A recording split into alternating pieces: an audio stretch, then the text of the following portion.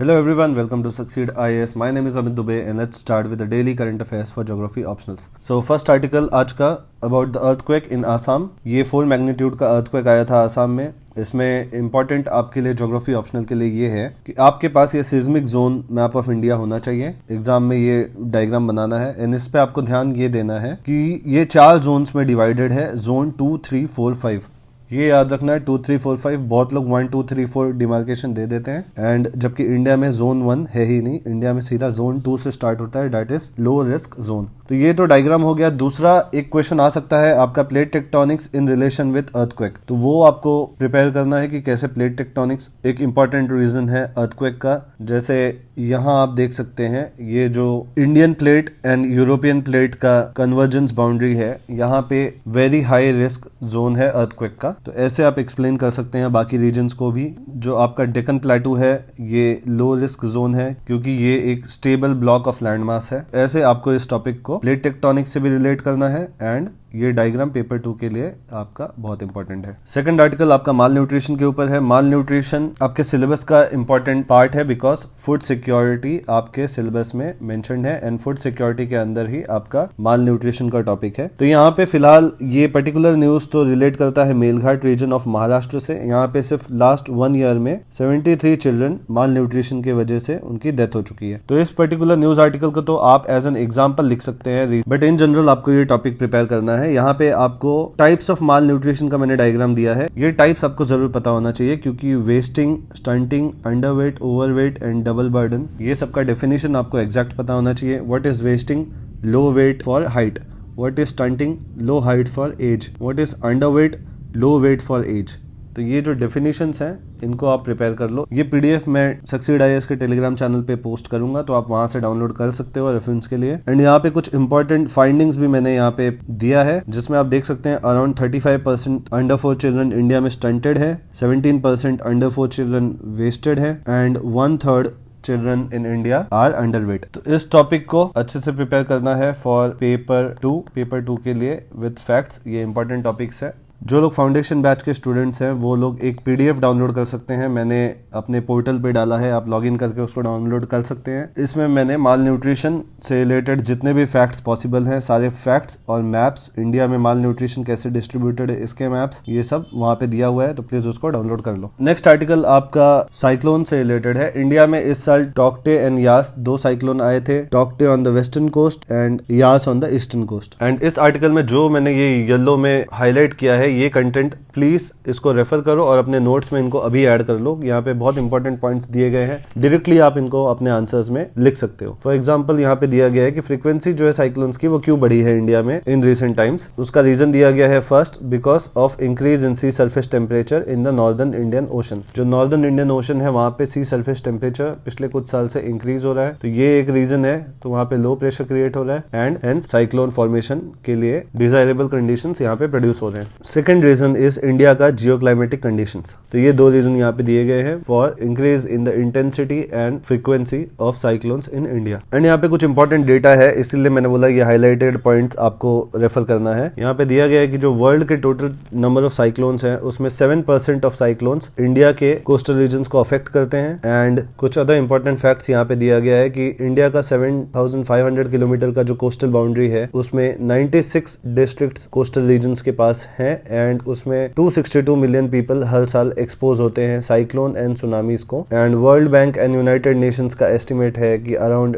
200 million city residents would be expose to storms and earthquakes by 2050 in India. तो ये सारे data आपको note down करना है ताकि आप इसको एज अ केस स्टडी भी लिख पाओ एंड एज एन एग्जाम्पल भी लिख पाओ आंसर में. एंड यहाँ पे जो डिजास्टर्स हैं साइक्लोन, अर्थक्वेक, फ्लड्स, उनका इकोनॉमिक कॉस्ट बताया गया है कि साइक्लोन जो है वो सेकंड मोस्ट एक्सपेंसिव है इन टर्म्स ऑफ डिजास्टर्स जो डैमेज कॉज करते हैं आफ्टर फ्लड. फ्लड के वजह से 62% ऑफ इकोनॉमिक कॉस्ट इंडिया का होता है डैमेजेस की वजह से. And second expensive is cyclone. And जो latest global climate risk index आया है 2021 में, according to it India is 7th worst hit country globally in 2019 due to frequent occurrence of extreme weather related events. For example floods, cyclones, tsunamis, heat waves, cold waves etcetera. ये सब आपका weather related events है। And next point पे यहाँ पे discuss हुआ है कि what are the measures that are adopted in Odisha for disaster risk reduction. तो ओडिशा में क्या क्या मेजर्स अभी तक लिए गए हैं? Installing of disaster warning system in coastal districts, construction of evacuation shelters in cyclone prone districts, साथ ही में Odisha state disaster management authority बना है and Odisha disaster rapid action force बना है वहाँ पे। तो इन एक्शंस की वजह से ओडिशा में पिछले कुछ सालों में काफी कंट्रोल किया गया है डैमेजेस को,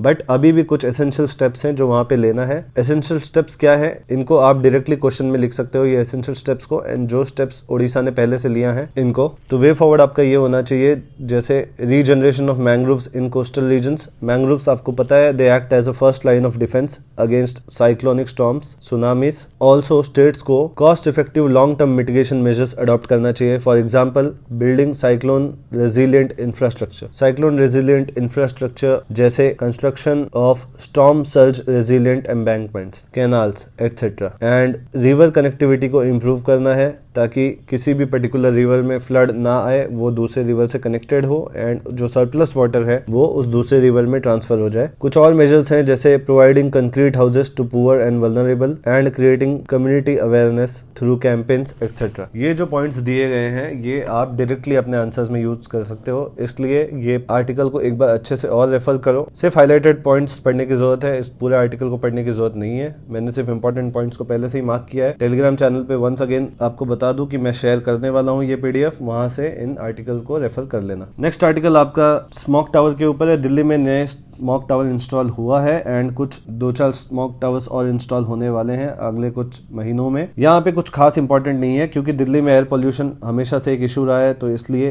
इसको एज एन एग्जाम्पल बस आप मेंशन कर सकते हैं कि what are the measures taken. जैसे एक ऑड इवन स्कीम था, सिमिलरली ये स्मॉक टावर जो है ये भी दिल्ली का एक यूनिक स्टेप है टुवर्ड्स कंट्रोलिंग एयर पोल्यूशन। तो इसको बस आप मेंशन कर सकते हो अपने आंसर्स में। अगर किसी दूसरे पेपर में ज्योग्राफी ऑप्शनल में तो टेक्नोलॉजी इसका नहीं पूछेगा। ये जो टेक्नोलॉजी है ये या तो आपके साइंस एंड टेक्नोलॉजी वाले टॉपिक में ही पूछ सकते हैं ये लोग, दैट इज पेपर 3 में। तो उसके लिए भी ज्यादा डिटेल में पढ़ने की जरूरत नहीं है, आपको बस ये पता होना चाहिए कि 2 टाइप के टेक्नोलॉजीज होते हैं स्मॉक टावर में, एक up draft air cleaning technology and second is down draft air cleaning technology. तो दिल्ली में जो इंस्टॉल हुआ है यहाँ पे down draft air cleaning system use हुआ है। इसमें क्या होता है, टावर के जो कैनोपी है यहाँ से एटमॉस्फेरिक एयर टावर के अंदर जाएंगे एंड यहाँ पे बहुत सारे एग्जॉस्ट फैंस लगे हैं, यहाँ से आपका फ्रेश एयर फिल्टर होके, यहाँ पे आपके फिल्टर्स इंस्टॉल हैं, फिल्टर होके यहाँ से फ्रेश एयर आपके फिर से एटमॉस्फेयर में एंटर करेंगे। तो बस सिंपल सा फंक्शनिंग है और ज्यादा कुछ इस आर्टिकल में नहीं है। नेक्स्ट आर्टिकल आपका चकमा एंड हजोंग ट्राइब्स के ऊपर है। इसमें भी कुछ खास आर्टिकल में नहीं है पर ये आपके ज्योग्राफी ऑप्शनल से रिलेटेड इंपॉर्टेंट टॉपिक से रिलेटेड है एंड ये टॉपिक है आपका regional consciousness and inter state issues. ये आपके पेपर 2 में जो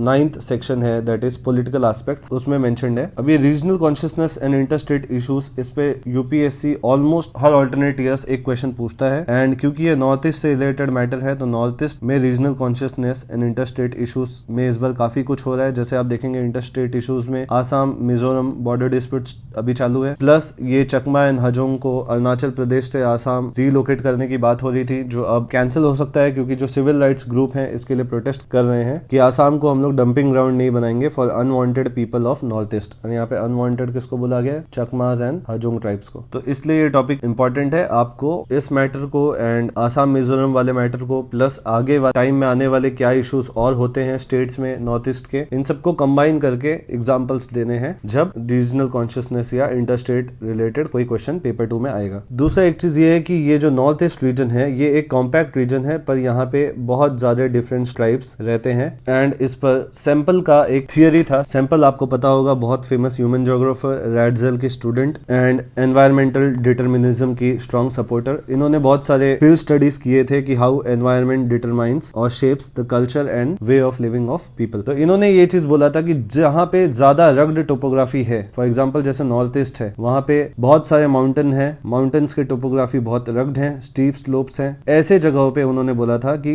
ज्यादा डाइवर्सिटी प्रमोट होता है। बिकॉज एंशिएंट टाइम्स में जब आपके पास टेक्नोलॉजीज नहीं था टू क्रॉस द माउंटेन, क्योंकि तब हाईवेज, माइनिंग करना, ब्लास्टिंग करके रोड रेलवेज बनाना बनाना ये टेक्नोलॉजी नहीं था, तब ट्राइब्स जनरली आइसोलेटेड रहते थे and hence different cultures and different way of life emerge हुए एंड हेंस उनका फाइंडिंग था कि जिस जगह पे टोपोग्राफी ज्यादा वेरी करेगी वहां पे कल्चर डिफरेंसेस ज्यादा होंगे। तो ये सब चीजों को भी आप मेंशन कर सकते हैं। ये सब हम लोग ह्यूमन ज्योग्राफी जब पढ़ेंगे तो डिटेल में इस पे बात करेंगे, सैंपल के ऊपर, रैट्सल के ऊपर एंड जितने भी आपके थियरीज हैं, environmental determinism, neo determinism, stop and go determinism, सब डिटेल में वहां पे देखा जाएगा। अभी बस आपको ये पता होना चाहिए कि ये जो सिंपल न्यूज आर्टिकल्स आपको दिख रहे हैं इनको आप कैसे यूज कर सकते हो आपके ज्योग्राफी ऑप्शनल्स के प्रिपरेशन में। नेक्स्ट आर्टिकल आपका अगेन इंडियन मानसून के ऊपर। ये जो आर्टिकल है कि Delhi records 21% excess rainfall so far this month. ये डेटा इंपॉर्टेंट है, मैंने आपको पहले भी बताया, क्योंकि यूपीएससी ऑलमोस्ट हर ऑल्टरनेट ईयर्स एक क्वेश्चन पूछता है about the recent trends of monsoon